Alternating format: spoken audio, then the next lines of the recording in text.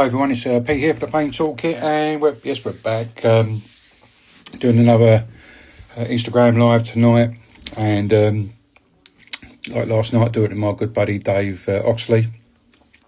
Just waiting for him to check in, and so we can get underway.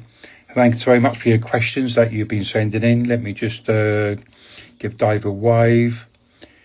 Wants to go, yeah.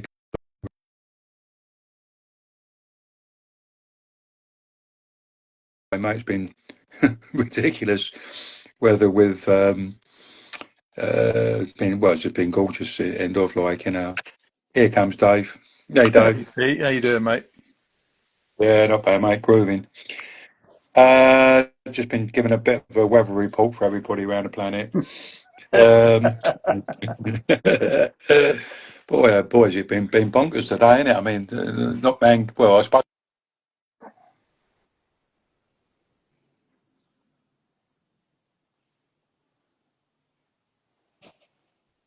still there. Yeah. There you go. Oh, it was me being a bit delicate with the phones, So, Dave, thanks for doing another Instagram live with us, and we just asked people out there. Yesterday, we talk about how weather affects people, and etc. etc. That's some interesting feedback, and also question really.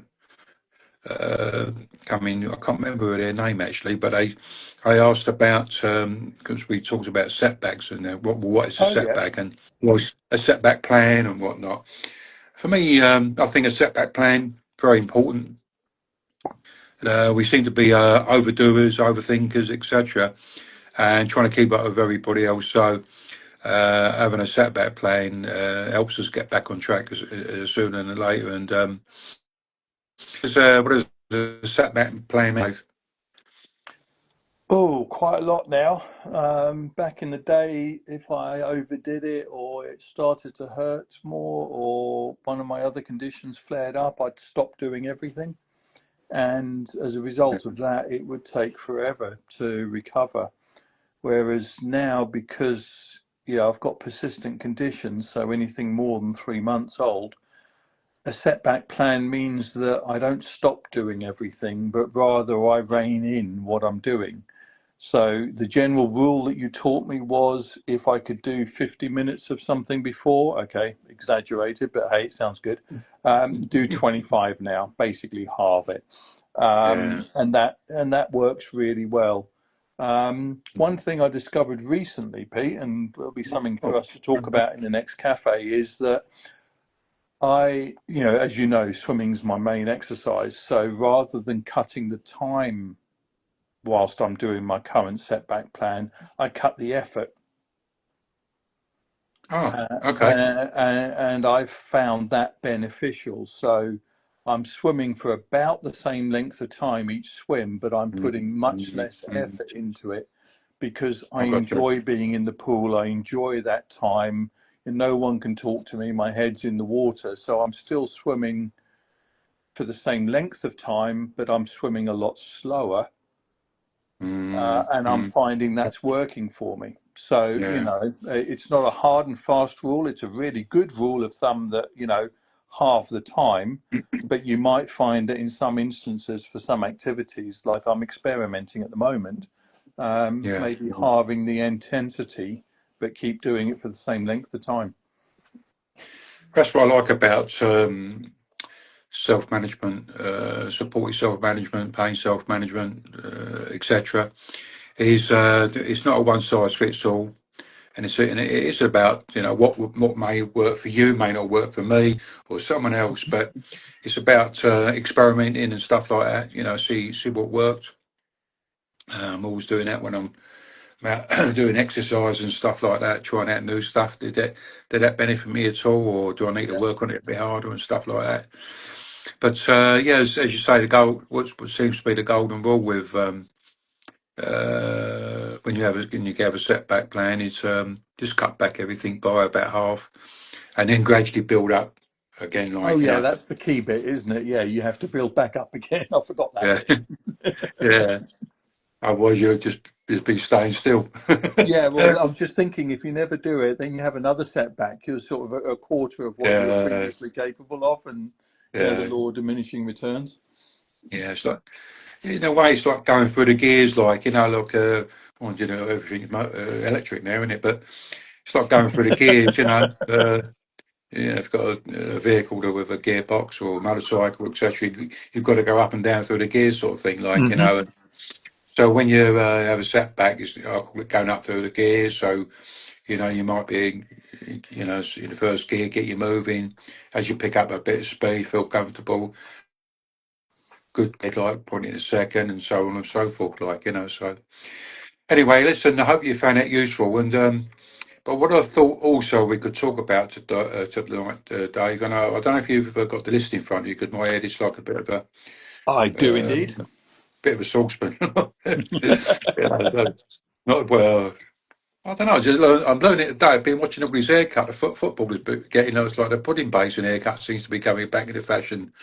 I don't know if that was any good for us, but anyway. But No. no, no. Nice haircut. Nice haircut, by the way. Thank you.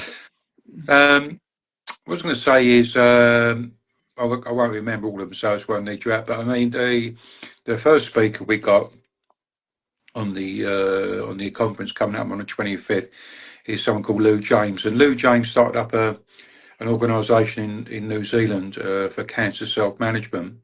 And when I got diagnosed with prostate cancer, I was looking around for stuff, self management information, and I come across to her website called Pink and Steel. I Hmm. think they renamed it recently, but with a longer name, but I can't remember it. But it's called Pink and Steel. Pink for the ladies and men, steel for the guys.